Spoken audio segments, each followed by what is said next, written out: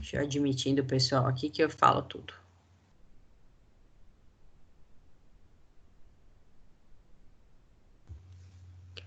Então, depois eu libero vocês para acessarem a atividade para a gente fazer essa atividade, tá bom? O que que vocês vão precisar fazer? Eu fiz uma proposta de trabalho para vocês em relação à fisioterapia preventiva em adolescentes, tá? Então, vai ter a descrição do que vocês precisam elaborar. Vocês vão precisar elaborar um protocolo de atendimento preventivo para alunos atletas de judô, entre a faixa etária de 13 a 15 anos, tá bom? Então, eu fico disponível durante a aula para tirar dúvidas conforme vocês estiverem fazendo a atividade, tudo bem? Essa atividade tem um prazo para ser preenchida.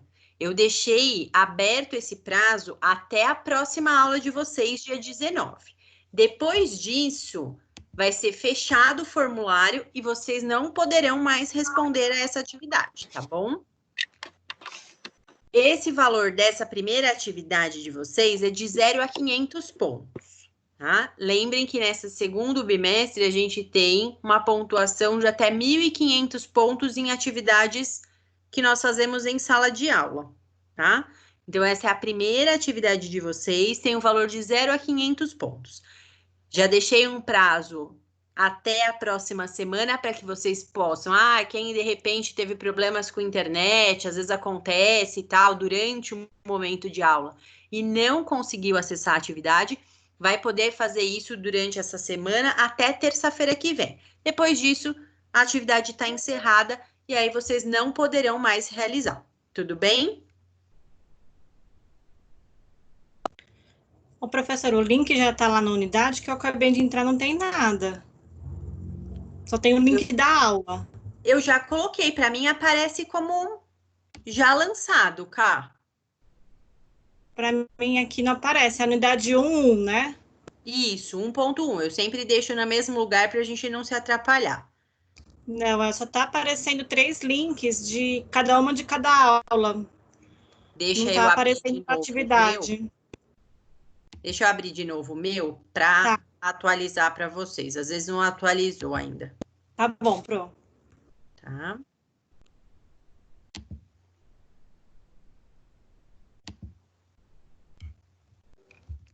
Ô, professora, Oi. o link para nota 12/5 até 19/5, Isso, esse mesmo. aqui no meu tá aparecendo. No seu já aparece? Dá uma olhada Sim. no seu agora, Cá.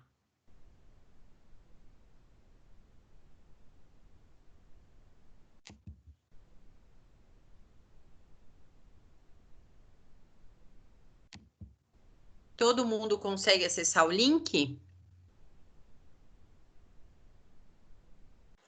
Para mim ainda não aparece não, professora. Para mim também não, Pro. Mas pode, se quiser, deixa. Eu vejo até amanhã. Se qualquer coisa eu te aviso. Tá. Faz o seguinte, eu não sei se eu copiar e deixar no slide, vocês conseguem? Será copiar e acessar? Acho que não, né? Pela tela vocês não têm. O Bruno mandou pra gente no grupo. Mandei para você, Cá.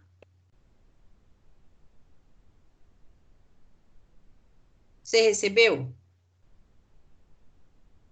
Será que eu mandei para Camila certa, Jesus? Vai ver que eu mandei para outra Camila do outro semestre. Não, no celular abriu. Você consegue encaminhar para o grupo da sala? Ô, professora. Oi. Pelo celular fala que o formulário não está aceitando respostas. Ainda não vai estar mesmo, só a partir das 20 horas. Já encaminhei, já. Tá bom? Esse link vai estar disponível para vocês. Como a gente tem uma primeira etapa de aula teórica, eu só disponibilizei a partir das 20 horas. Então, agora ele não vai aceitar a resposta. Nem adianta vocês tentarem entrar neste momento, tá bom? Só é importante saber se vocês conseguem acessar, vocês conseguem visualizar esse link em algum local. Já deu, Pro. Perfeito, então. Ele só vai estar disponível a partir das 20 horas, ok? Ok. Perfeito. Conseguem visualizar minha tela? Sim. Sim, Pro. Perfeito. Então, hoje nós vamos conversar um pouquinho a respeito da fisioterapia preventiva dentro da saúde do idoso, tá? Então, a gente sabe o quê? Uma primeira questão é o envelhecimento populacional do nosso país, né? O que a gente percebe? Esse envelhecimento acontece de maneira muito rápida, né? Nós já temos muitos idosos. Deixa eu ver aqui, que às vezes faz um barulho, eu acho que tem alguém tentando acessar o link. A gente tem muitos idosos atualmente, né? E esses idosos acabam sendo mais ativos até do que nós tínhamos dentro de uma época um pouquinho para trás. Ou se a gente voltar uns 10, 15 anos, qual era a forma que nós tínhamos? Esse idoso envelhecia, ele se aposentava e ele já não era mais ativo, inclusive na questão de trabalho. Hoje em dia, a gente percebe cada vez mais idosos no mercado de trabalho. Então, não é ser ativo apenas de ir praticar uma atividade física, de fazer dança, de buscar atividades alternativas. Não, é um idoso ativo, inclusive dentro do mercado de trabalho, tá? Eu conheço idosos que estão trabalhando e já estão com 66, 67, 70 anos de idade, tá? Eu tenho, dentro da minha carteira de atendimentos particulares, eu atendo uma idosa. Ela tem 78 anos e é uma graça, trabalha na empresa da família todos os dias, 8 horas por dia. E é uma das coisas que ela mais gosta de fazer, né? Faz a fisioterapia para prevenção de várias coisas. Ela já tem algumas doenças que são associadas, né, em relação ao próprio envelhecimento e algumas coisas que eram propensão, inclusive familiares, mas ela é uma idosa extremamente ativa, lúcida, faz tudo, mesmo com uma idade mais avançada, tá? Então, a gente percebe que essa modificação de envelhecimento, ó, esse aumento de envelhecido dos idosos, da nossa população idosa, ele aumentou sim, porém ele também melhorou a questão de muitos estarem mais ativos. Nós ainda temos uma grande maioria de idosos que tem um nível socioeconômico bem precário. Então, claro que quanto menor for o nível socioeconômico e de educação, é mais difícil que esse idoso, por exemplo, continue ativo. Nesse exemplo que eu dei para vocês dessa minha paciente, é uma idosa que tem ensino superior, tem uma condição socioeconômica boa, né? Então é mais fácil também se manter dentro, por exemplo, do mercado de trabalho ativo, porque não é uma pessoa que tem um nível socioeconômico baixo que precisaria fazer um trabalho braçal.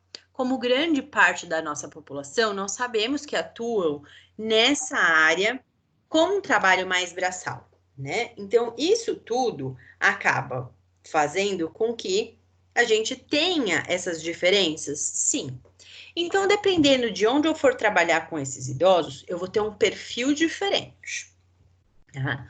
Se eu vou trabalhar com idosos com nível educacional menor, provavelmente eu vou ter idosos que tenham alterações e incapacidades maiores e sejam menos ativos justamente por conta disso. Porque também trabalharam uma vida toda com serviços bastante pesados e que acabaram desgastando a sua saúde, tá? Tudo isso vai repercutir onde? Diretamente na área de saúde. Dentro da saúde coletiva. Se eu tenho uma população em franco crescimento, eu preciso ter recursos de saúde pública para fornecer assistência a essa população. Isso já vem crescendo gradativamente, mas de maneira bastante intensa há muito tempo. Então, hoje, 20 anos depois desse censo que eu coloquei aqui para vocês, a gente já sabe que essa população está ainda mais alta. Já houve tempo para que os nossos governantes conseguissem traçar algumas metas e atingir essas metas, né? Esse é um dos problemas que a gente acaba tendo em todas as áreas de saúde pública e coletiva, tá? Vamos pegar esse momento que nós estamos vivenciando agora, né? Covid-19, que tanto se fala, que tanto se colocam questões a respeito e tal. E a gente diz o quê? É preciso o período de quarentena para reorganizar um setor de saúde que não está falho por conta do problema atual. É preciso reorganizar esse sistema de saúde que está falho já por muitos anos. Ou a gente vai dizer que agora falta leito de UTI por causa do Covid. Não é verdadeiro. Sempre houve faltas de leitos de UTI. Para qualquer coisa. Quando a gente fala do envelhecimento da população, o serviço público, ele precisa pensar em gerenciar a saúde para atender essa população com as suas particularidades. Tá? Quanto mais eu envelheço, maior a necessidade que eu tenho de algumas assistências específicas, de algo voltado exclusivamente para minha faixa etária, que não acontece em outras faixas etárias, né? Então, por exemplo, se a gente for pegar catarata, o problema de catarata é um problema que afeta a população idosa em grande peso. Raras, às vezes, eu tenho uma catarata congênita, eu tenho uma catarata precoce que acomete pessoas mais jovens. Isso é uma raridade. Então, quando eu penso na questão de como proceder, por exemplo, para realizar cirurgias de catarata, eu tenho que pensar que qual é a população que mais é atingida por essa doença? A população idosa. Essa população tem maior risco de complicações pós-operatórias. Então, eu preciso ter algo em que eu não vá única e exclusivamente lá no mutirão da catarata, faço a cirurgia, vai para casa e depois não tem acompanhamento. Se é uma população de maior risco de complicação, eu preciso ter uma equipe que esteja disponível para o atendimento no pós-operatório de uma maneira sequencial. E isso muitas vezes não é feito quando a gente fala dentro do serviço de saúde pública, tá? Envelhecer é algo que é natural. Se nós não tivermos nenhum problema e acontecer uma morte precoce, tá? A gente não vai envelhecer, certo? Então, isso é o natural, tá? De fato, o que vai acontecer durante o nosso envelhecimento vai depender de muitas coisas. Uma das coisas que vai depender do meu processo de envelhecimento é a questão do que eu fiz, de quais foram as escolhas e de quais foram as circunstâncias em que eu envelheci, né? Envelhecer dentro da grande cidade, de um grande centro urbano, onde eu tenho acesso melhor à saúde, onde eu tenho acesso a questões preventivas de maneira muito mais fácil, com certeza vai me trazer um envelhecimento mais saudável, mais ativo, mais funcional, tá? Independente. Por quê? Porque eu estou dentro de um local que me favorece, que facilita, são circunstâncias facilitadoras. Então, dentro de grandes centros de cidades, a gente tem centros de terceira idade, atividades específicas voltadas para os idosos. Sim, a gente tem. Em todos os municípios nós temos isso, tá? Em maior ou menor grau, mas todos os municípios têm. Então, isso facilita o meu envelhecimento saudável. A partir do momento que eu estou numa região mais distante, é mais complicado o acesso a essa saúde, eu tenho circunstâncias que não me favoreçam, eu vou depender única e exclusivamente, por exemplo, do envelhecimento genético, se a minha genética for boa, se eu não tiver nenhum problema de saúde, porque as circunstâncias não facilitam em nada para a minha vida, tá? Em geral, a saúde da população idosa, ela não se restringe para controlar e prevenir somente os agravos das doenças crônicas. A gente precisa pensar em dar um suporte social para essa população também. Agora, muitas pessoas idosas estão vivenciando uma dificuldade prática dentro de um grande centro urbano. Por exemplo, pessoas que são idosas, independentes financeiramente, capazes, completamente capazes.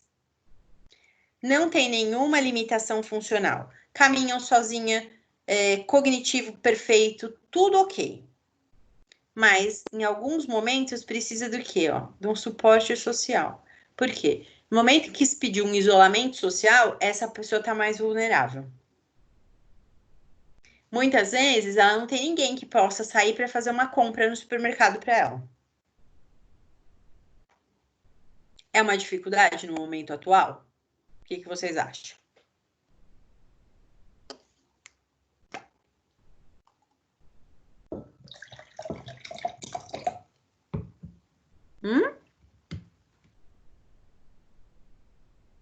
Bastante.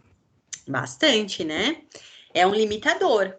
É algo que dificulta um pouco a vida do idoso, né? Ah, Pro, mas a gente hoje em dia tem, por exemplo, aplicativos para fazer compra no supermercado. Ótimo. Mas aí a gente tem que pensar o seguinte, a população idosa está em franca evolução? Sim. Muitos idosos, inclusive grandes idosos, usam as tecnologias informáticas muito bem? Sim. A gente tem idosos que trabalham uma vida inteira com informática, sabe fazer isso de ponta cabeça. Melhor do que eu, por exemplo, né? Que apesar, eu não sou parâmetro para isso, né, gente? Por favor. Mas nós temos. Mas ainda temos uma grande maioria de população idosa que apresenta dificuldades para a questão de tecnologia.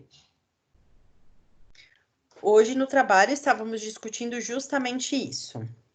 Existem alguns convênios voltados para essa população idosa que sugeriram que nós montássemos uma plataforma para atendimento fisioterapêutico online.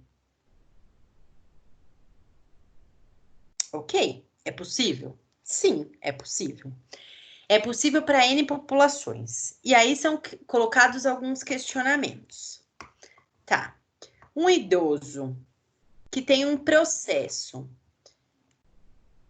que necessite da parte fisioterapêutica de maneira um pouco mais branda, vamos dizer assim, que ele seja capaz funcionalmente, ele vai para a nossa clínica fazer a fisioterapia porque ele tem um problema no joelho, mas ele consegue caminhar, ele faz as atividades dele sozinho.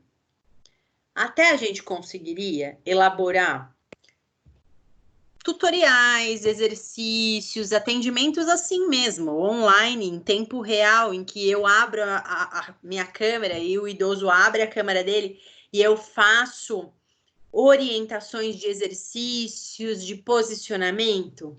Sim, eu tenho idosos que têm essa condição.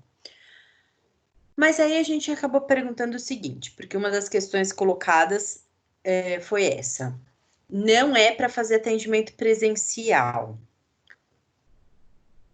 E o que a gente faz com aquele idoso que teve um AVE, que está na cadeira de rodas, que tem dificuldade de fala e de compreensão?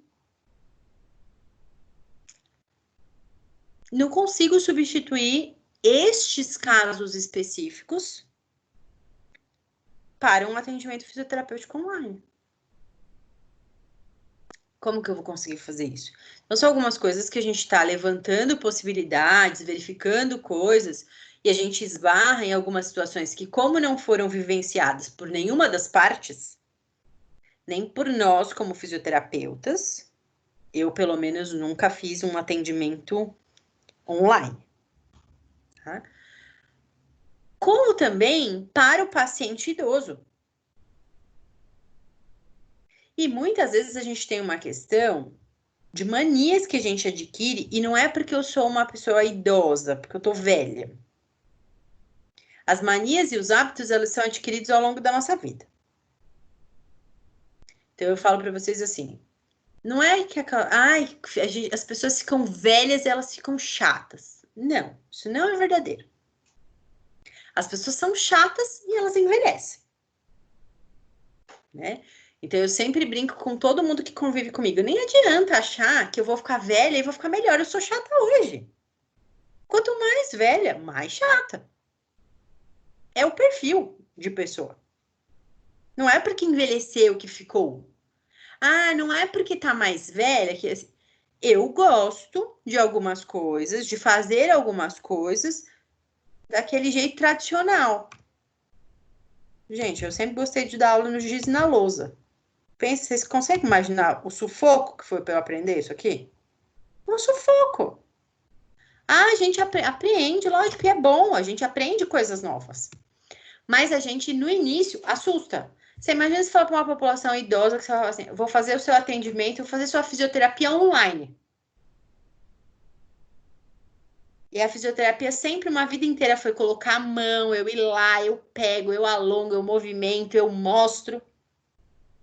E eu tô distante. Nós vamos ter que pensar? Nós vamos ter que pensar. Mas a gente vai ter que pensar de uma forma muito carinhosa, porque a gente está com uma população muito específica. Que já tem os seus hábitos adotados. Que já tem as coisas que elas preferem ou não realizar de uma forma ou de outra, tá? As alterações biológicas que acontecem no envelhecimento, elas são naturais. Tá? Vou ter diminuição de massa muscular? Sim. Mas isso pode ser prevenido? Pode. Eu consigo me mantendo ativo, realizando exercícios físicos, eu consigo não perder tanta massa muscular? Consigo preservar e continuar ativo, tá? Ah, eu posso ter uma redução de massa óssea, principalmente as mulheres? Sim. Isso é inerente ao envelhecimento, a nossa perda de massa óssea por alterações hormonais. Mas também, se eu fizer exercícios, se eu continuar tendo uma alimentação regrada, se eu tomar sol, eu posso prevenir essa perda? Sim, eu posso prevenir. Não são todas as mulheres do universo que apresentam osteoporose. Dentre as mulheres mais velhas. Não é que todo mundo obrigatoriamente vai ter. Eu consigo diminuir essa perda? Consigo diminuir essa perda.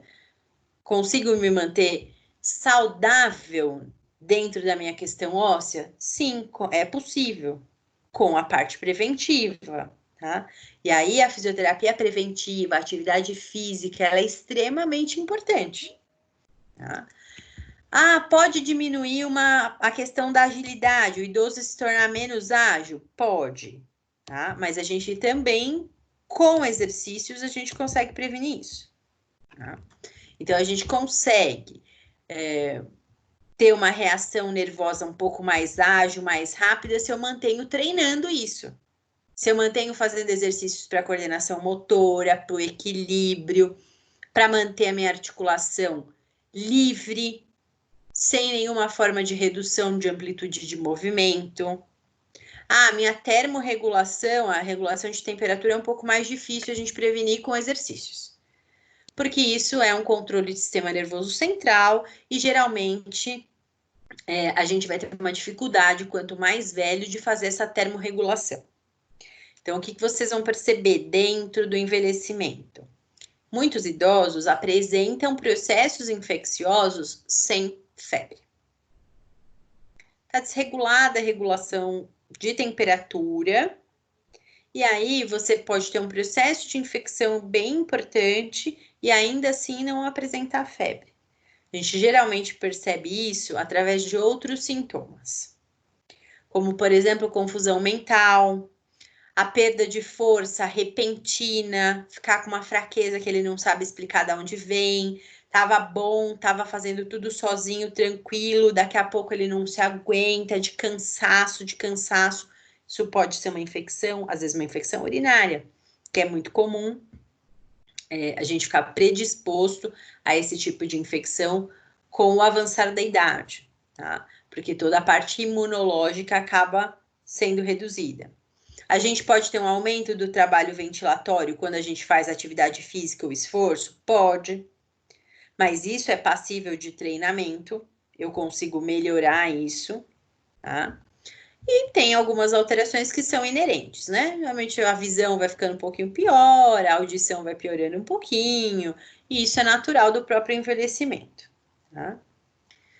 Quando a gente fala da questão de promoção de saúde do idoso, aí a gente encontra alguns desafios dentro da nossa prática diária, tá? Que desafios são esses? Desafios culturais, econômicos, de política pública, tá? E para isso, o SUS desenvolveu documentos para direcionar o que fazer para promover a saúde da população idosa. Dentro, é claro, né, do segmento das diretrizes do SUS. Então, lembra que o SUS, ele sempre vai seguir toda e qualquer ação voltada para a saúde pública dentro do SUS, precisa seguir os seus princípios e as suas diretrizes. Tá? Eu não posso ter nenhuma proposta de promoção de saúde, de reabilitação, do que quer que seja dentro do SUS, que não compactue com os seus princípios e as suas diretrizes. Lembra? Equidade, a questão do atendimento integral à saúde, tudo isso compõe os princípios e as diretrizes do SUS. Então, todo e qualquer programa criado tem que contemplar isso. Tem que contemplar que essas diretrizes sejam respeitadas. Isso é um fato. Então, dentro da política nacional da saúde da pessoa idosa, tá? Uma das funções primordiais da elaboração dessa política foi recuperar, manter e promover, olha aqui, ó, qual é a base? Autonomia e independência dos idosos. A coisa que a gente mais busca dentro dessa área de saúde do idoso não é não ter doenças. Porque as alterações do envelhecimento provavelmente me trarão algumas consequências. Tá? Uma artrose, como uma doença crônica, uma hipertensão arterial, sistêmica, sim, uma redução de visão, vou precisar de óculos, provavelmente. Então, assim, algumas coisas podem e vão acontecer. A premissa da política nacional de saúde da pessoa idosa é o quê? Deixar essas pessoas autônomas, independentes, mesmo que elas tenham alguma doença de base, mesmo que elas tenham algum problema crônico, tá? O que eu não posso é dizer assim, se tem uma doença, um problema crônico, não vai ter mais função, não vai conseguir né? Fazer mais nada. Não. Eu posso ter uma doença de base, mas eu posso conseguir manter a minha autonomia perfeitamente. Tá? Sem nenhum problema. Tudo bem? Eu não mexi em nada aqui que deu pane, não, né, gente? Vocês vão me avisando quando eu faço umas cacas. De vez em quando eu dou eu me perco um pouco comigo mesmo aqui. Eu e o computador. Eu quero mãe. Vou ativar os mudos aqui, senão a gente fica com vários ruídos. Então, o meu princípio, né, dentro da promoção de saúde do idoso é tentar mantê-lo o mais independente possível, mesmo que ele tenha alguns processos patológicos, tá? Que isso é inerente ao próprio envelhecimento. Então, a questão é estimular um envelhecimento ativo e saudável. Promover uma atenção sempre integral para a saúde desse idoso, tá? Então, tem que ter especialistas? Tem que ter especialistas para cuidar desse idoso? Tem que ter geriatra, tem que ter neurologista, tem que ter oftalmologista, tem que ter endocrinologista, por quê? As pessoas, quanto mais idosas, têm algumas necessidades bastante específicas e bastante pontuais, tá? Isso é um fato. Então, por exemplo, uma consulta ao cardiologista, ela é necessária? Ah, mas esse idoso não tem uma hipertensão, mas ele vai precisar fazer alguns exames até para verificar como está a saúde cardíaca dele. Certo? Então, isso faz parte da assistência integral. Percebam que em todas as nossas aulas, eu não deixei de falar isso em nenhuma das aulas, nenhuma. Assistência integral, atenção integral, ações entre setores. A gente falou de criança lá, serviço social, vara da infância e juventude, atuando junto com a saúde, junto com a educação. Aqui também eu tenho que ter os intersetores atuando para uma atenção integral a esse idoso. Os centros de referência do idoso, tanto na área educacional, hoje em dia a gente tem muitas propostas, por exemplo, de universidades da maturidade, em que alguns idosos permanecem e querem continuar estudando coisas novas, verificando coisas novas, aprendendo coisas novas, tá? E isso é bastante interessante. Eu dei aula uma época para um curso de maturidade. Gente, é uma delícia. É muito bom. Eles curtem pra caramba, eles querem aprender. A gente tem, quando tinha as aulas de quais que eles mais gostavam? As aulas de nutrição, que nós fazíamos aulas de nutrição, né? Tinha uma nutricionista, ela fazia uns programas bem legais. Eles amavam. E as aulas de informática. Não é só a questão do aprendizado. Tem a questão do suporte social e da interação social, que para eles é muito importante e é muito gostoso, né? Eles se divertem, eles divertiam a gente, né? A gente acaba se divertindo bastante com eles. Eu tenho até hoje algumas alunas que me mandam mensagem, né? Olha, Pro, a gente fez isso no curso, lembra? Manda foto, que nós tiramos várias fotos, fazendo algumas aulas práticas.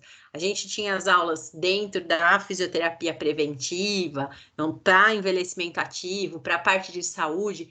É muito interessante, é muito gostoso. A gente tem isso hoje em dia muito mais do que nós tínhamos antes, tá?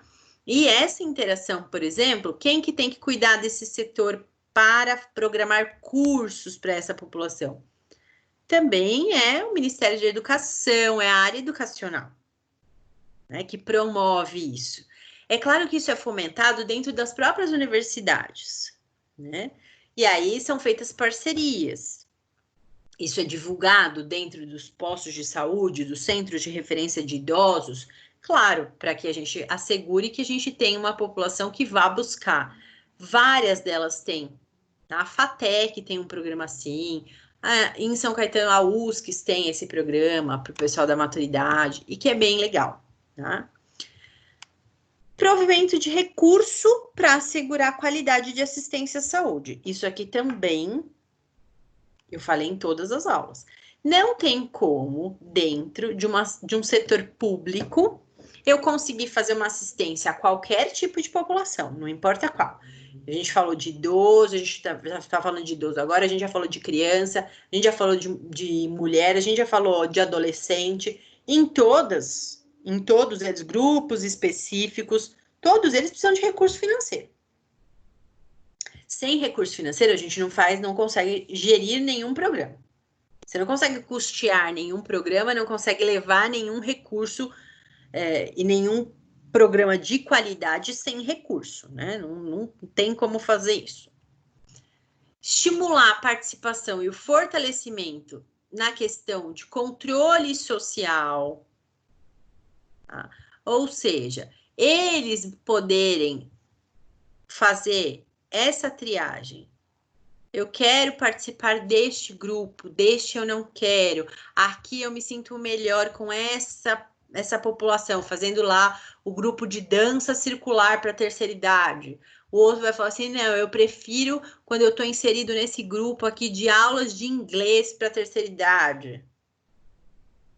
Depende, a gente tem que estimular que ele experimente. Algumas vezes é uma questão de que ele não vai, porque ele não tem muita certeza de como que é, às vezes tem receio. Ele precisa ser o quê, ó? Informado. Muitas vezes o que falta é divulgação sobre o programa. A gente não tem informações claras. Isso acontece só com a Política Nacional do Idoso? Que a população não tem informação clara?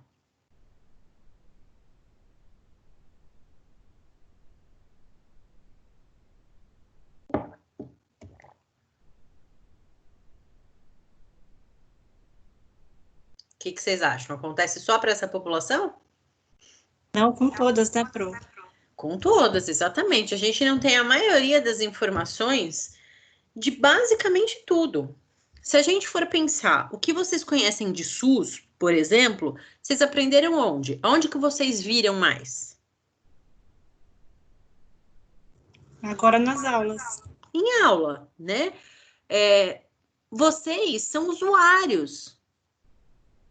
Vocês são as pessoas físicas, todos nós fazemos parte disso. Por que é que nós não temos essa informação? Existe um déficit nessa questão da informação, por exemplo, sobre o SUS. Tudo não parece uma coisa tudo assim muito escusa?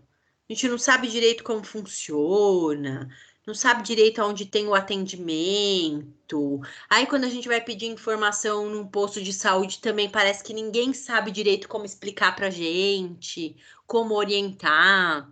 A gente não fica meio perdido nessas questões? Eu, como usuária, muitas vezes me senti assim. Não sei se vocês têm outras experiências. Mas eu, em boa parte das vezes em que eu precisei do sistema público de saúde, eu me senti um pouco perdida.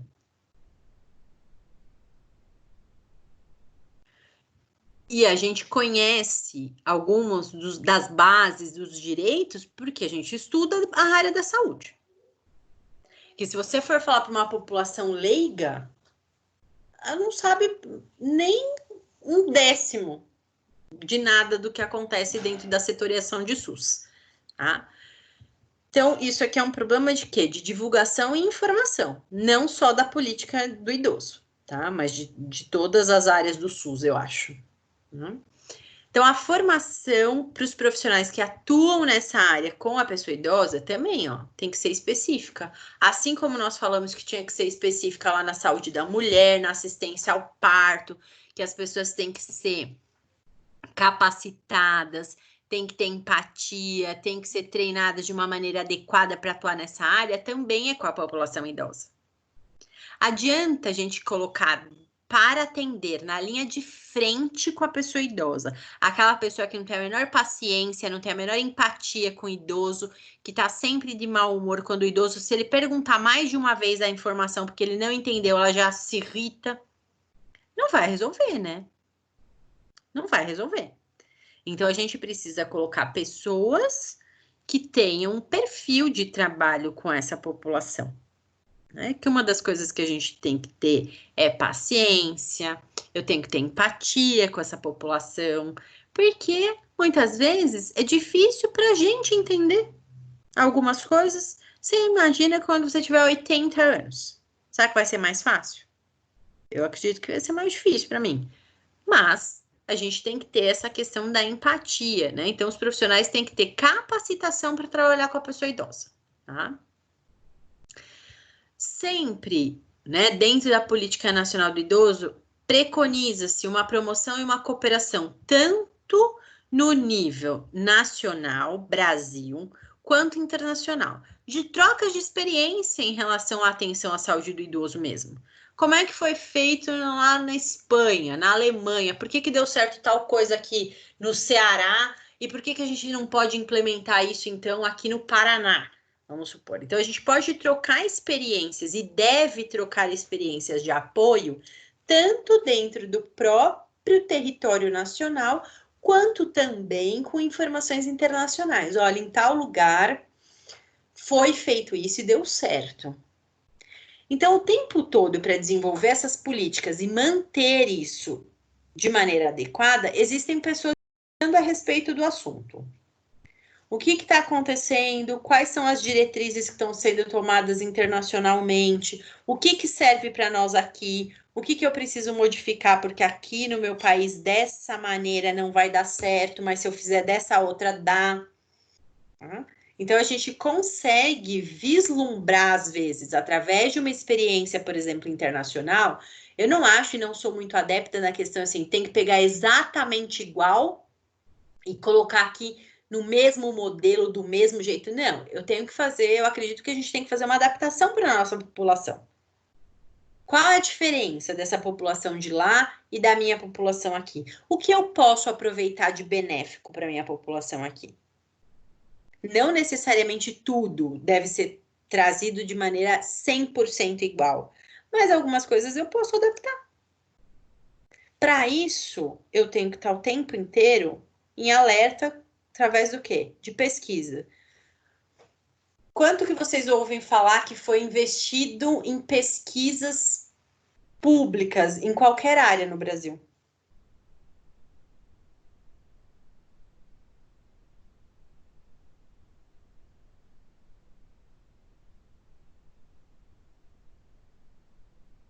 A gente ouve, foi destinado 50 bilhões para pesquisa e desenvolvimento? Não, é bem difícil ouvir, né? É bem difícil, né? Geralmente a gente não ouve quase nada que se investiu em pesquisas.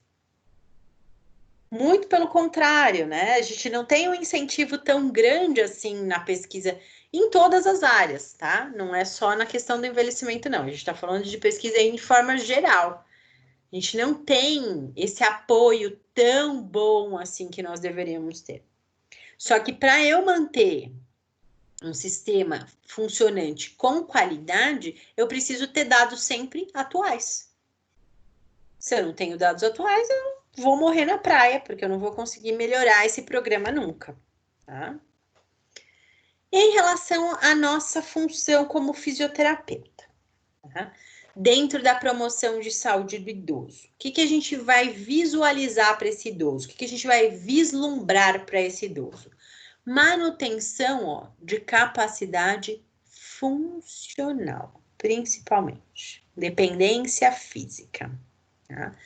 Dentro da comunidade em que ele vive, lá dentro da casa dele, da região que ele frequenta, da igreja que ele frequenta, do seu polo social, aonde ele está inserido. Nós não podemos querer levar coisas para um estilo de vida, tá? Quando eu não consigo respeitar esse meio em que o meu paciente ou o meu idoso vive, tá? Então, estimular mudanças de estilo de vida é muito bom e deve ser feito. Mas eu devo fazer isso visualizando o quê? Adianta eu falar para ele assim, ele mora, eu vou buscar lá, estou fazendo atendimento para idosos preventivo. Montei um grupo de coluna, né, para fazer exercícios para prevenção de dores na coluna, de alterações posturais e tudo mais.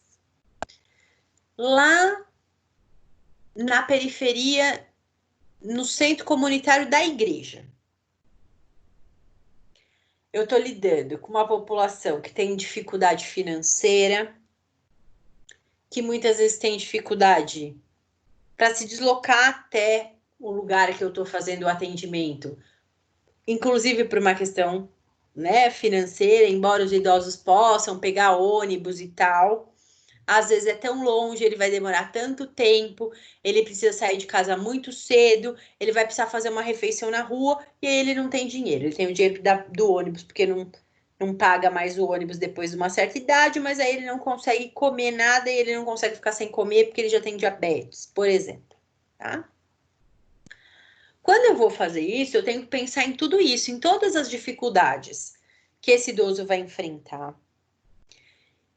Em qual é o formato que essa população que eu vou atender tem, para que não chegue lá, por exemplo, uma população de 10, 15 idosos, que tem uma dificuldade gigantesca, que vai com super boa vontade para fazer e para ter uma melhora da qualidade de vida dele. E aí eu falo assim, para fazer a nossa fisioterapia em grupo, vocês têm que trazer um TheraBand, vocês têm que trazer uma caneleira de 1 quilo, vocês têm que trazer um halter de 1 quilo. Eles vão ter dinheiro para comprar isso?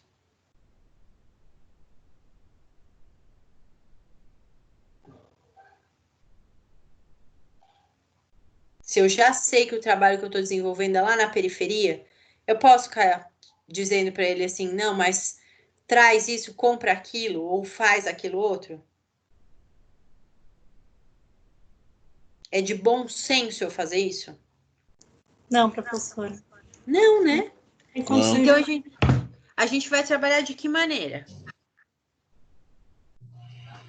Tem que adaptar ao paciente, né, na verdade. Perfeito, a gente vai fazer uma adaptação. Se eu não tenho halter de 1 quilo, eu vou utilizar a garrafa. Encho de areia ou encho de água e uso garrafa como peso.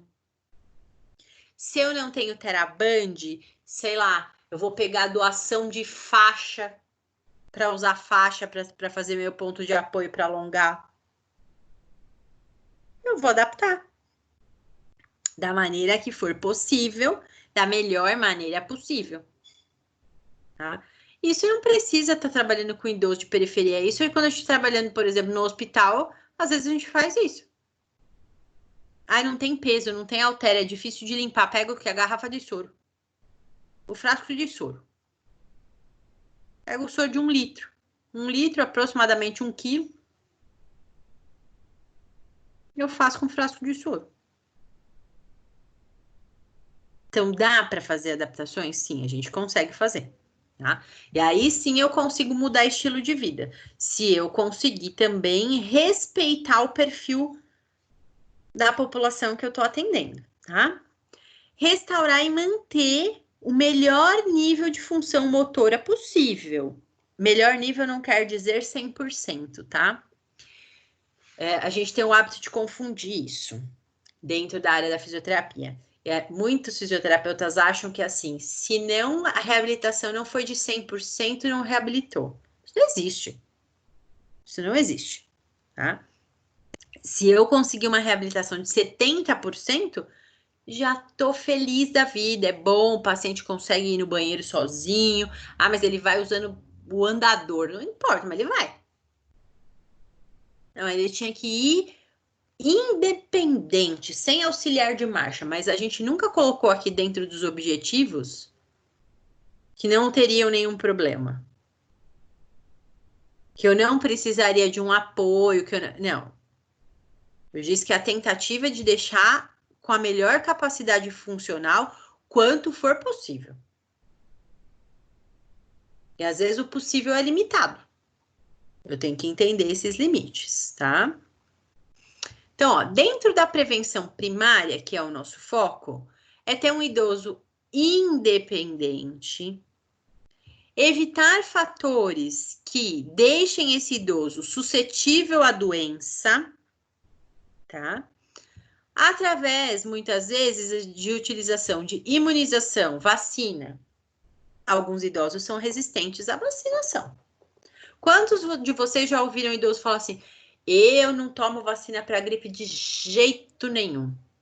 Isso é vacina para matar velho. Alguém já ouviu isso?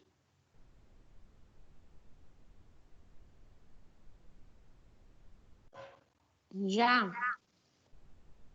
Vira e mexe, a gente tem idosos que falam assim, Deus me livre, eu tava ótimo, tomei a vacina, quase morri, que nunca mais eu tomo.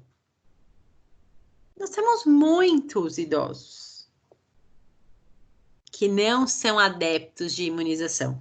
E aí a gente tem que ir colocando a sementinha lá, né? Falando, não é assim, a vacina não dá reação.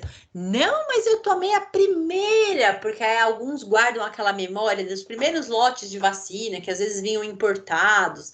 Algumas vacinas deram umas reações aqui mesmo no Brasil, e eles guardam essa memória. E por mais que você fale que você... Não. Porque quando eu tomei a vacina, eu quase morri.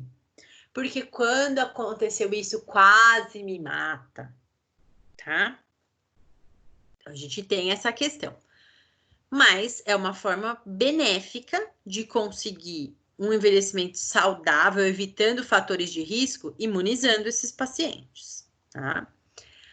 Através da prática de atividade física, a gente pode utilizar as palestras como alternativa, grupos de convivência, tá? Protocolos de prevenção de queda e de perdas cognitivas, estimular mesmo esse idoso do ponto de vista cognitivo. Sim, se ele gosta de palavra cruzada, estimule ele a fazer palavra cruzada. Se ele gosta de leitura, estimule com que ele continue lendo. Tá? Isso é importante para manter uma cognição boa, para a gente conseguir manter uma agilidade de pensamento. Tá? Isso é extremamente importante. Para o risco de quedas, uma das coisas mais importantes dentro da promoção de saúde do idoso é evitar que esse idoso caia, né? Ou reduzir o risco dessa queda o máximo que puder, tá? Isso é muito complicado. Uma queda, dependendo da idade desse idoso, ela pode se tornar um problema seríssimo, seríssimo e complicado demais. Tá? Eles podem ter complicações por conta do pós-queda. Depois que cai, se precisar ficar muito tempo imobilizado, perde mais massa muscular com mais facilidade, perde força com mais facilidade, reduz a amplitude de movimento mais facilmente, tem uma pele mais sensível, se precisar ficar um tempo acamado para se recuperar. É muito difícil, porque eles podem abrir feridas, essas feridas podem inflamar, infeccionar, ele pode fazer uma sepse por foco cutâneo de uma ferida. Tá? Então, toda vez que a gente tiver uma queda, às vezes o problema não é a própria queda em si, às vezes a própria queda já é séria, né? O idoso cai, bate a cabeça, faz um TCE, e aí ele já tem uma complicação importante por conta do formato em que essa queda aconteceu, tá? Porém, não necessariamente, tá? Às vezes, não, caiu, mas não teve, não bateu a cabeça, a consequência não é da queda, mas é do que acontece depois, tá? No pós-queda. A gente tem um índice alto de queda em pessoas idosas, cerca de 30% por ano, tá? Isso sobe quanto maior a idade. Eu aumento esse risco de cair em idosos mais longevos, tá? E aumento ainda mais quando esses idosos estão em instituições para idosos, tá? Geralmente, da população idosa que cai, quase 3% é hospitalizada e metade disso sobrevive depois de um ano, tá? Então, cerca de 1,5% vai sobreviver dessa população. Quanto maior a idade, mais avançada a idade, mais suscetível a cair, porque tem uma tendência de perda de equilíbrio, de perda de força de membros inferiores, tá? E as quedas tendem a ter consequências mais sérias para essa população. Tá? Então, a ideia é evitar cair. Tá? Algumas coisas são complicadas? São, tá? Até que a queda é algo que geralmente você vai ter um desequilíbrio, caiu, não conseguiu controlar. Tá? Para os idosos, algumas coisas a gente pode orientar, né? Alguns medicamentos que esse idoso toma podem trazer uma redução da capacidade de reação. Então, se ele for cair, ele não consegue se proteger. Então, dependendo do medicamento que ele toma, é preciso dizer, olha, cuidado, esse medicamento pode dar tontura no senhor, fique alerta, perceba isso, tenta quando tomar esse medicamento não sair desacompanhado, ter alguém por perto. São orientações que a gente deve fazer, tá? Algumas coisas não são mais difíceis, é aquilo, seu idoso mora sozinho, não tem ninguém, não tem filhos, não tem uma família por perto, ele vai ter que se arriscar em algumas situações, tá? Mas alguns idosos são um pouquinho teimosos também, né? Porque algumas coisas são internas, ó, eu não consigo modificar muito. A questão do equilíbrio, se ele tiver Parkinson e tiver um desequilíbrio, ele vai ter que fazer fisioterapia para melhorar esse equilíbrio, para evitar que ele tenha um risco maior de quedas. Mas a própria doença já traz um risco de quedas. Se ele tem tontura, se ele tem a alteração visual e auditiva, ele tem uma tendência a cair com mais facilidade, se ele apresenta pico de pressão alta ou de pressão baixa, tá? Mas, além de tudo isso, eu tenho o quê, ó? O risco externo. Esse aqui a gente consegue controlar bem. Eu consigo, por exemplo, ver as condições do piso. E é aquilo, se o piso é muito escorregadio, tem que orientar, cuidado. Tapete. Idoso adora tapete. Põe tapete na sala, tapete na beirada do fogão, tapete na beira da pia, tapetinho no banheiro, tapetinho na beira da cama. Tapete mais piso escorregadio é matemática de queda. Então, tem que ter cuidado. Um calçado adequado que deixe o tornozelo estabilizado. Cuidado na hora de levantar à noite com a iluminação. Levanta muito no escuro, já não tem uma visão lá muito boa. Já tem alterações, muitas vezes, de tontura. Preciso orientar, olha, quando o senhor for levantar à noite, precisar ir ao banheiro, levanta, senta um pouco na cama, espera um pouco para ver se não vai dar tontura. Acende uma luz para conseguir enxergar melhor o caminho, o trajeto. Quem tem animalzinho de estimação em casa, havia idoso cair porque o gato, o cachorrinho, foi brincar e ele tropeçou no bichinho e caiu. Pode acontecer. Netos que moram junto ou que frequentam muito a casa dos avós tem que ter cuidado para não deixar brinquedo no chão.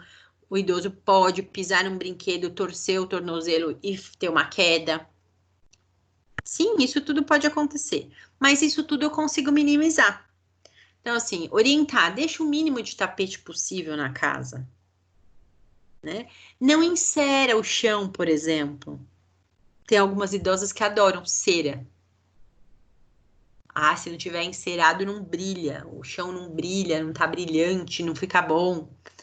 Não tá bem limpo. né? A ideia de que se eu não fiz, se eu não inserei, não tá limpo, não tá adequado. E aí moldando um pouquinho e falando, não, olha, isso já caiu por terra, a gente não precisa inserar mais, né? Hoje em dia já não usa mais tanto isso. O piso tá limpo, independente se passou a ser ou não. A gente tem que ir conversando para atender a fazer com que ele mude alguns hábitos, né? Respeitando sempre, claro, todos os limites, tá? Se vai usar, tem que usar com cautela. Se já que vai usar, não quer tirar o tapete, que coloque também pelo menos um tapete que tenha uma base emborrachada e que faça uma boa aderência no chão. Quando perceber que esse tapete está ficando velho e fica com a ponta levantada, tem que trocar, então, se vai querer usar, tá? Então, todo o programa de prevenção de queda, geralmente ele inclui o quê? A prática de exercício físico de maneira planejada, regular, tá? Ir ao médico com regularidade, para ver se não tem nenhum remédio que está fazendo mal, que está trazendo um aumento do risco dessa queda, tá? Verificar se tem adequação ou se está indicado uso de óculos, uso de aparelho auditivo, tá? Quando for necessário. Orientar essas organizações dentro do próprio domicílio que favorecem não cair. Então, quando a gente vai atender idosos em domicílios, eu sempre oriento. Cuidado com os tapetes, cuidado com o excesso de móveis, aparadouro, mais mesinha de centro, mais cantoneira, mais criado mudo, mais mesinha de cabeceira, mais... Quanto mais eu tiver móveis para o meio da casa, mais fácil eu fazer uma queda. Tá? Tropeçar em alguma coisa, esbarrar em alguma coisa, perder o equilíbrio e cair. Tá? Isso tudo é um fato, pode acontecer. Tudo bem? E quando não é possível, aí fazer o tratamento secundário também de algumas alterações que já estão presentes. Então, por exemplo, atendo um paciente que já tem mal de Parkinson.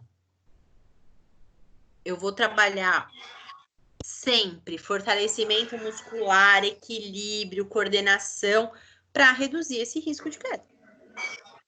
A tendência é essa, que a gente faça algumas coisas de maneira organizada. Tá? Para que eu possa, mesmo que eu precise fazer um atendimento secundário, eu estou prevenindo a queda de alguma maneira, tá bom? Treinar quando ele precisar usar qualquer tipo de auxiliar de marcha. A gente tem a falsa impressão de que todo paciente que precisa usar muleta, que precisa usar andador, que precisa usar bengala, ele sabe pegar e sair andando com isso. Não, a gente não foi treinado para isso. Fisiologicamente, a nossa marcha é para ser livre, independente. Então, eu não tenho como pegar um dispositivo desse e sair andando sem que eu seja treinado para. A gente nunca usou. Quando precisar usar, precisa treinar. É diferente, vai ter um gasto energético maior, precisa saber que a bengala não pode ser levada para passear. Sabe aquela coisa? Vai andar, levanta a bengala e sai balançando a bengala no ar. Qual é a função da bengala se ela é levada para passear? Suspensa no ar. A bengala é para ser ponto de apoio. Justamente em que momento? Na hora que eu vou fazer a oscilação da minha marcha. Eu apoio na hora que eu tenho que fazer a fase de oscilação, de balanceio.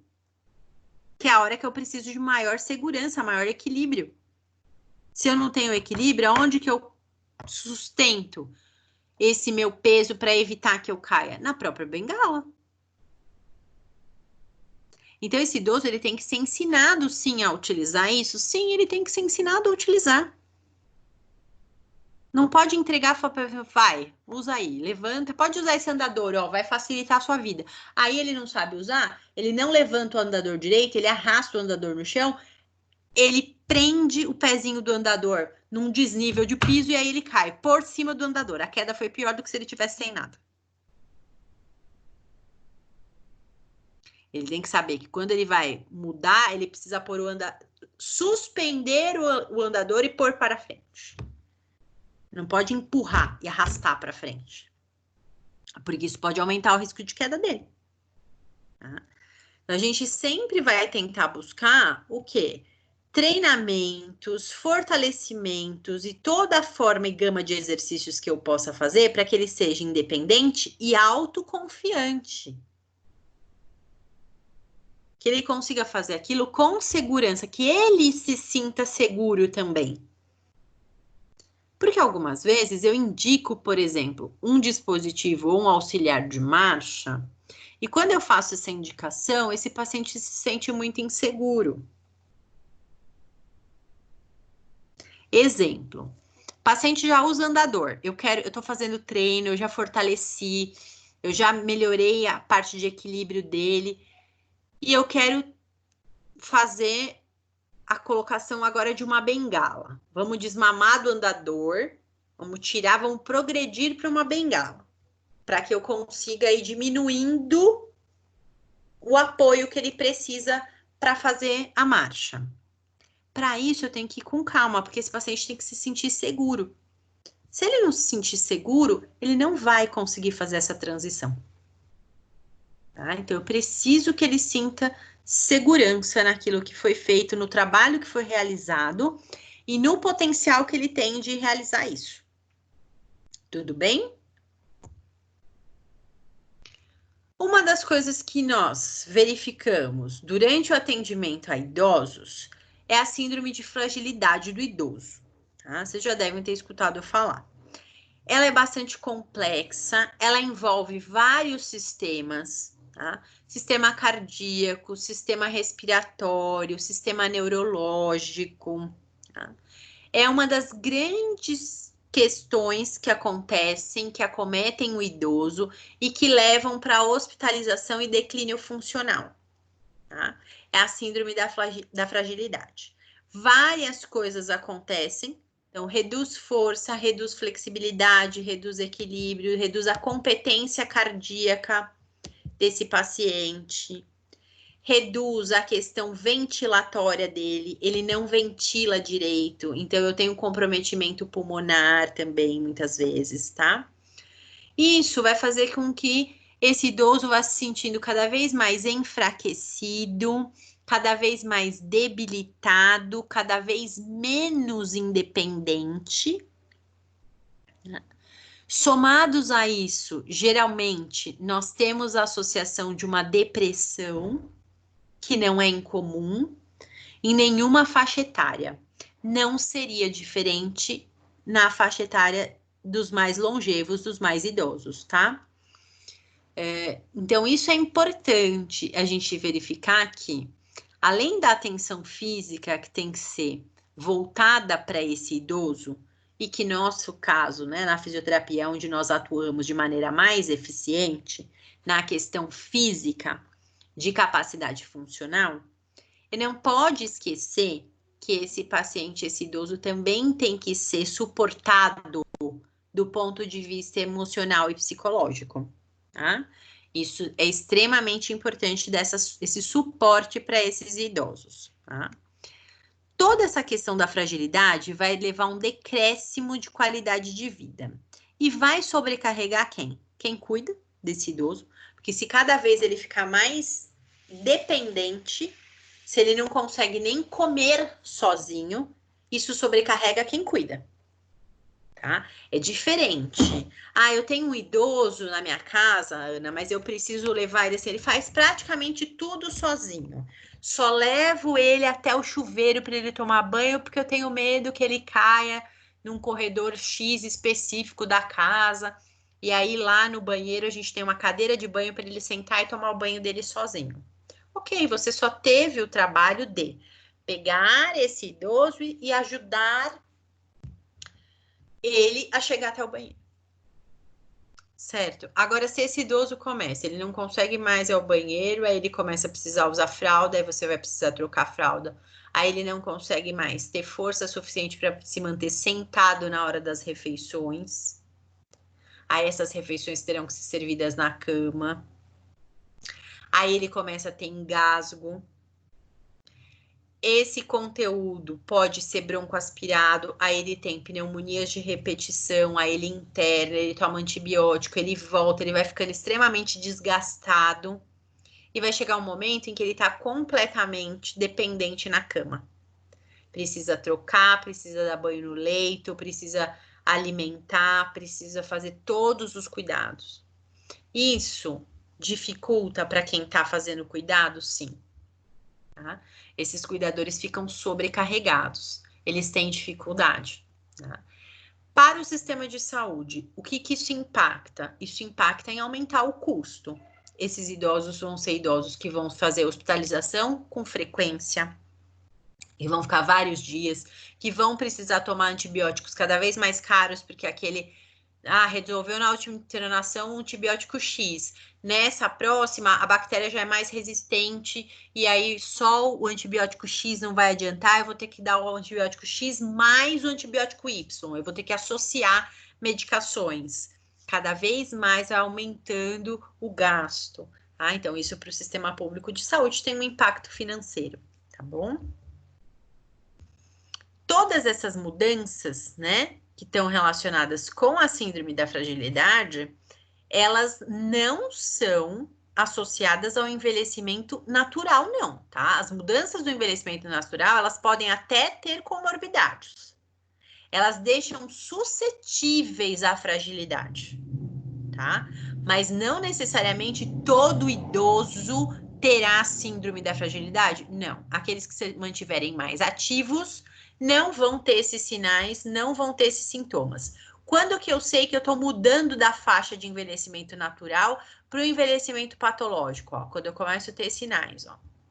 Sarcopenia, queda, né, de musculatura, eu tenho perda visível de massa muscular, osteopenia, alteração de marcha, descondicionamento físico, emagrece muito, não sabe por que emagreceu, né? Essa perda de peso repentina, fadiga, indisposição, e isso sim pode ser sinal da síndrome da fragilidade. Já saiu do envelhecimento puramente natural, fisiológico, que teria suas limitações, mas não é esse ponto. Não é esse ponto de limitação funcional, tá? A gente tem muita coisa em relação à fisioterapia preventiva na questão da osteoporose, que é uma doença que traz uma redução de massa óssea, né? Fazendo com que eu tenha uma facilidade de fraturas, uma menor resistência óssea, principalmente atingindo quem? Ó? Mulheres depois da menopausa. Tá? Por uma questão hormonal, a gente acaba tendo uma tendência maior a ter osteoporose do que os homens, tá? O que previne a osteoporose? Contração muscular, exercício físico. Tem outra coisa para prevenir a osteoporose. Tem que fazer exercício, tá? Tem que ter uma alimentação saudável, que tenha uma contemplação de cálcio dentro dos seus nutrientes, tá? Para conseguir reabsorver esse cálcio. Tem que ter vitamina D de maneira suficiente e tem que tomar sol, tá? Não adianta eu ter só a vitamina D e não ter a luz solar para fazer a ativação dessa vitamina. Para eu transformar a vitamina D inativa em vitamina D ativa, eu preciso da incidência de luz solar. E é a vitamina D que vai favorecer, que vai auxiliar na absorção do cálcio. Então, não adianta tomar uma bomba de cálcio, tomar aqueles mundos de medicamento. Eu tô repondo cálcio. Aí toma 500 kg de cálcio e fica com pedra no rim e continua com osteoporose. Porque tomou 350 kg de cálcio, mas não fez exercício, não tomou sol, e tá com déficit de vitamina D. Não fez a testagem para ver se a vitamina D estava boa. Tá perdendo tempo. gastando dinheiro à toa com cálcio. Tá? Para ser suplementado o cálcio, eu tenho que fazer a suplementação adequada. Bom? Toda vez que a gente fala de exercícios nessa questão, eu tenho que lembrar o quê? Tá? Gravidade auxilia na formação óssea, tá? Contração muscular mais impacto. Ah, eu preciso ficar pedindo para ele pular 300 vezes? Não. Se ele já estiver em pé e fizer uma caminhada, ele já está fazendo essas duas coisas. Está em pé, está tendo ação da gravidade sobre as regiões ósseas de ossos longos, como o fêmur, e região lombar. Se ele está em pé, ele tem contração muscular para manter a sua postura. Se ele fizer uma caminhada, ele vai ter aumento dessa contração muscular. Quando ele caminha, toda vez que ele faz a mudança de passo e que ele faz o choque de calcâneo ao solo e faz o apoio unipodal para fazer a transferência durante a oscilação, ele está tendo impacto. Então, uma caminhada já é um exercício eficiente para eu conseguir trazer uma ação específica na região óssea de formação, tá? Claro que cada exercício vai ter uma forma diferente dessa força de impacto, depende do que eu pratico. Ah, se ele fizer uma corrida, sim, ele vai ter um impacto maior? Sim. Mas aí eu tenho que pensar o quê? Será que ele suporta essa corrida? Ele não tem já associado uma artrose de joelho? Eu tenho que saber se não tem doença associada, tá? Ah, mas pode? Conheço idosos que correm? Pode. Ninguém diz que é proibido correr depois só porque ficou velho. Tem idosos que correm maratona. Ok, desde que ele seja treinado para isso, não tem o menor problema, tá? Alguns autores, eles colocam que um benefício que pode ser benéfico, um exercício, desculpem, que pode ser benéfico para esse paciente, são exercícios resistidos, além da caminhada e corrida, tá? Sempre de baixa intensidade. É melhor repetir mais vezes exercícios de baixa intensidade do que fazer exercícios de alta intensidade com pouca repetição. Tá? Então, na verdade, a gente formata o exercício para o idoso, levando em consideração a exercícios não tão extenuantes, mas que ele vai fazer mais vezes aquele exercício, tá? Então, pode ser com carga nesse exercício, né?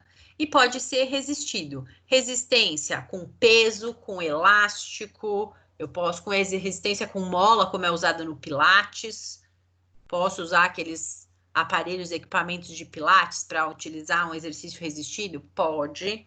Resistência manual? Pode também, tá? A forma é quem determino. A forma com que eu vou usar e a maneira que eu vou usar, eu que vou determinar, ok? Prevenção primária, então, a gente ainda não tem redução da massa óssea em si, o exercício vai ser feito para que não aconteça. Na prevenção secundária, quando já existe uma osteopenia, por exemplo, e na terciária, quando eu vou cuidar dele depois que ele teve uma fratura, tá? São as 3 formas que nós temos de prevenção. Tudo bem, gente?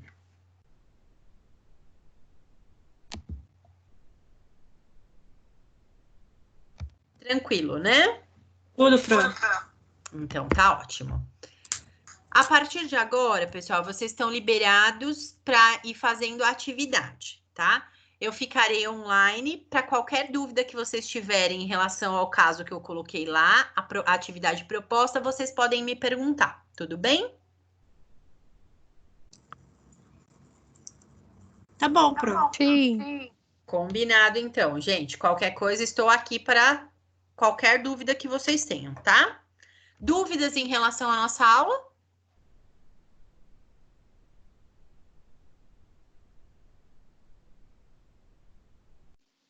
Não, Pro. Tranquilo, né? São assuntos que a gente acaba comentando durante as nossas aulas, né?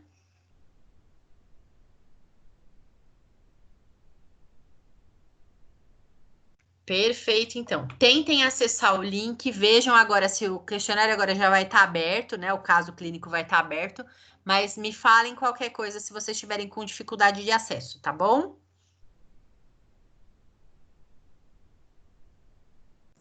Agora ele já está aparecendo disponível no AVA já. Já, né? Já Ah, então tá fácil. ótimo. Perfeito. Às vezes é só uma questão de atualizar. Ele demora um pouquinho para atualizar.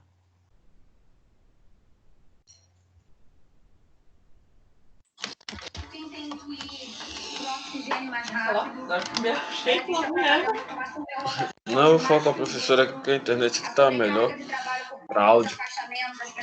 Porque lá fica cortando. Então a gente tem inclusive